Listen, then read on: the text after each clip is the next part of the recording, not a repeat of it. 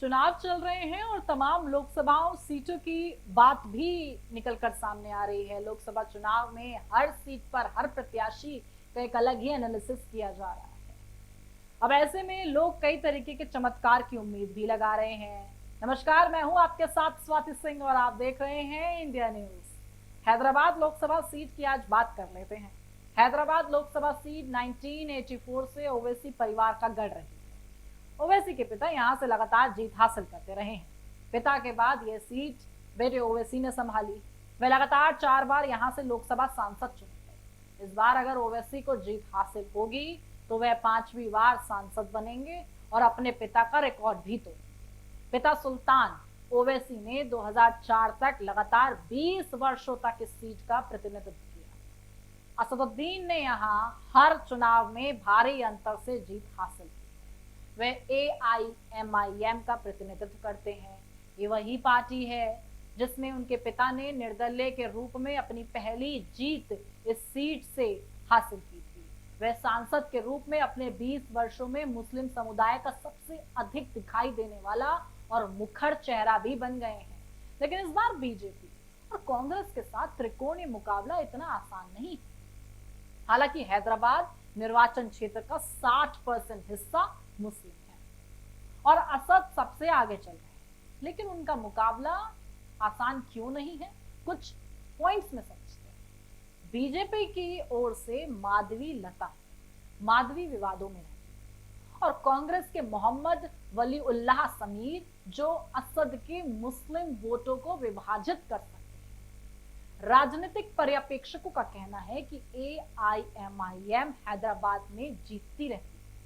उनकी जीत का बड़ा कारण है पार्टी खुद को तेलंगाना की 45 विधानसभा सीट पर कमजोर वर्गों में विशेषकर मुसलमान की आवाज के रूप में पेश करती है। यह उनकी आबादी 8 से 20% है।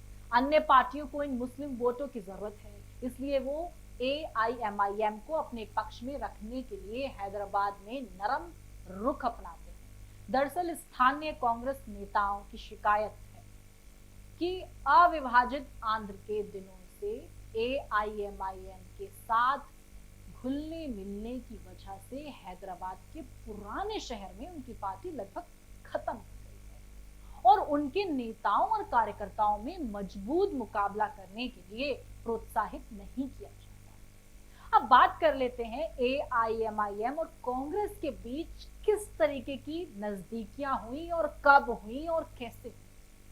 तेलंगाना में कांग्रेस को सिर्फ 4 सीटें जब मिली तो राज्य कांग्रेस अध्यक्ष और अब मुख्यमंत्री रेवंत रेड्डी ने पुराने हैदराबाद में मेट्रो रेल कार्यालय की आधारशिला रखकर और समग्र विकास का वादा करकर AIMIM को शांति की पेशकश की।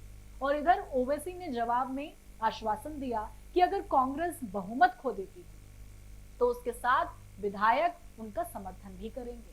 फिर जनवरी में लंदन में अकबर और रेवंत की मुलाकात थेमस नदी परियोजना के दौरे के दौरान हुई। दोनों हैदराबाद से होकर बहने वाली मूसी नदी को पुनर्जीवित करने की मुख्यमंत्री की योजना की जिस तरीके से बात सामने आई, इधर प्रस्तावित मूसी रिवर फ्रंट विकास पर 50,000 करोड़ रुपए खर्च होंगे, ये बात भी सामने आई। गठबंधन का काम पूरा होता नजर आया, लेकिन असद को अभी भी मतदाताओं की थकान और अपनी सीट पर हटते मतदान के बारे में चिंता सता रही है।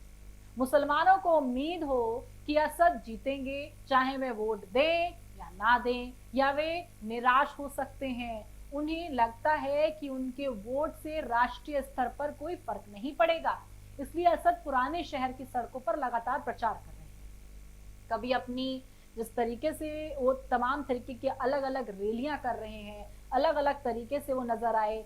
वह लोग कहते हैं कि अपनी सुरक्षा के लिए मतदान के दिन घर पर ना रहें। हालांकि बीजेपी ने हैदराबाद कभी नहीं जीता, लेकिन पार्टी की यहाँ बड़ी उपस्थिति है। इसके उम्मीदवार इस सीट पर हुए 5 लोकसभा चुनावों में से 4 में अच्छे वोट शेयर के साथ दूसरे स्थान पर रहे, जबकि कांग्रेस हमेशा तीसरे या चौथे स्थान पर रही है। बीजेपी के भगवंत राव को 2014 में बात की जाए, 2019 में बात की जाए तो अच्छे खासे वोट मिले। ऐसे में विशेषज्ञ कहते हैं कि ऐसा इसलिए है क्योंकि एआईएमआईएम और बीजेपी नेताओं की तीखी बयानबाजी ने हैदराबाद के मतदाताओं को गहराई से विभाजित कर दिया।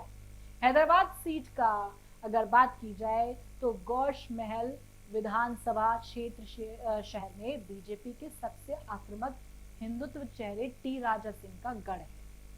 पार्टी ने एक बार पैगंबर मोहम्मद पर टिप्पणियों के लिए नुपुर शर्मा के साथ उन्हें भी निलंबित कर दिया था।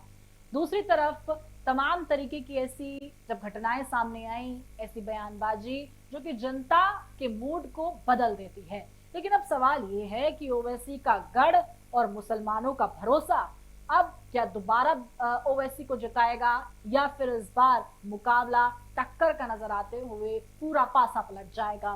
तमाम अपडेट के लिए हमारे साथ बने रहें और देखते रहें इंडिया न्यूज। धन्यवाद।